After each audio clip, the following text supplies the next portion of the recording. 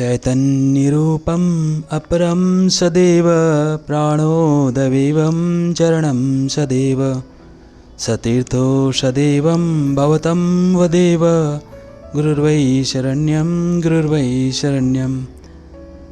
दुर्लभ निषद से लिया गया यह 5वां श्लोक अर्थात समर्पण 5वां।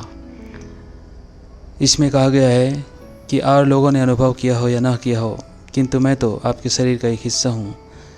मैंने अनुभव किया है कि आप हिमालय से भी अधिक गर्वयुक्त और सागर से भी ज़्यादा विशाल हैं। आपका गर्व से उन्नत भाल हिमालय से भी ज़्यादा ऊंचा है। जब मैं आपकी तरफ देखता हूँ तो मेरी आंखें चौंधिया जाती है। मैं नहीं समझ पाता कि इस श्रेष्ठतम गर्व से उन्नत भाल को आँखों के माध्यम से कैसे हृदय में समाहित कर सकूँगा।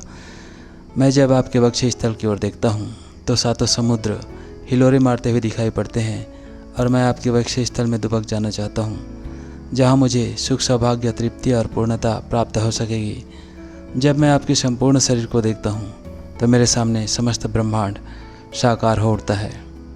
मुझे आपके शरीर में ही इंद्रलोक, ब्रह्मलोक, रुद्रलोक दिखाई देता है। फिर मैं ब्रह्मांड साधना क्यों करूँ? उससे होगा भी क्या? आपके चेहरे पर आई मुस्कुराहट से ही सारे ब्रह्मांड में आह्लाद व्याप्त हो जाता है, आनंद छा जाता है। और इस पूरे ब्रह्मांड को जब मैं अपने सन्मुख देखता हूँ तो अपने आप को बहुत छोटा महसूस करता हूँ।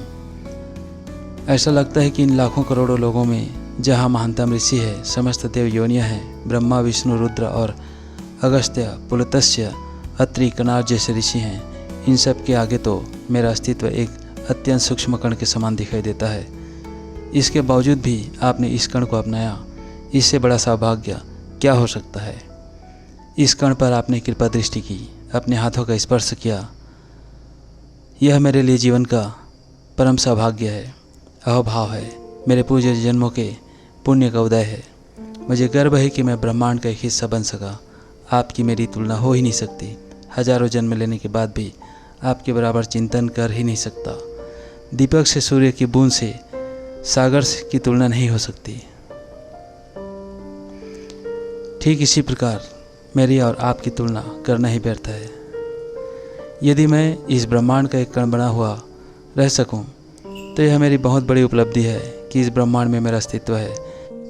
इससे भी बड़ा सौभाग्य यह है कि इस कण पर आपकी कृपा दृष्टि है। इससे बड़ा सौभाग्य मुझे क्या चाहिए? जब मैं पूर्ण भावना के साथ आपके चरणों में झुकता हूँ तो मुझे वहाँ विश्वनाथ की नगरी दिखाई देती है। समस्त तीर्थों का दर्शन स्वतः ही हो जाता है। ये मात्र चरण ही नहीं है, अपितु संपूर्ण देवलोक हैं। जब श्री चरणों को आंसुओं से प्रक्षालित करता हूँ तो ऐसा लगता है कि समस्त देवताओं का पूजन एक साथ कर लिया हो। आपके यह दिव्यतम अद्वितीय शरीर, गर्व से उन्नत भाल, तीक्ष्ण और सुंदर आँखें और होठों पर खेलती हैं मुस्कुराहट मुझे पागल कर देती है।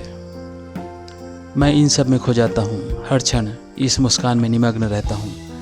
हर क्षण यह इच्छा रहती है कि दौड़कर आपके पास आऊँ। जब मैं वक्ष स्थल की दृढ़ता को देखता हूँ तो स्पष्ट होता है कि आपके वक्ष स्थल में इतनी तीव्रता, इतना भाव है कि यदि हिमालय से टकरा जाए तो कई कदम उसे पीछे हटना पड़ जाए। ऐसा अद्वितीय वक्ष स्थल न किसी का रहा है, न किसी का हो सकता है। मैंने इस वक्ष स्थल में सिमट कर इसका स्पर्श व इसकी गर्मी का एहसास किया है। उस उष्णता को मैंने अपने हृदय में, अपने प्राणों में उतारा है। आपके लंबे और अजानुबाहु ताकत और प्रभुता के परिचायक हैं।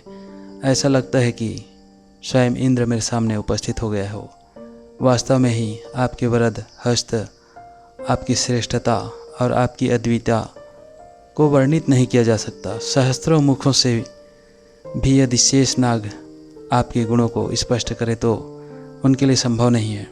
मैं तो एक अकिंचन हूँ, शब्दों का भिखारी हूँ। मैं आपका वर्णन कर ही नहीं सकता। मैं तो आपको एकटक देखते हुए इन आँखों के माध्यम से हृदय में उतार लेना चाहता हूँ। मैं अपनी धड़कन में आपकी धड़कन को मिला देना चाहता हूँ। अपने आप को आपके चरणों में निमग्न कर देना चाहता हूँ। अपने अस्तित्व को समाप्त कर देना चाहता हूँ, क्योंकि गुरुदेव मैं आपका हूँ, केवल मात्र आपका हूँ और आपकी शरण में हूँ। इस ब्रह्मांड में मैं आपके अलावा और कोई मेरा रखवाला नहीं है, कोई मेरा अस्तित्व रखने वाला नहीं है। मैं तो केवल और केवल आपकी ही शरण में हूँ।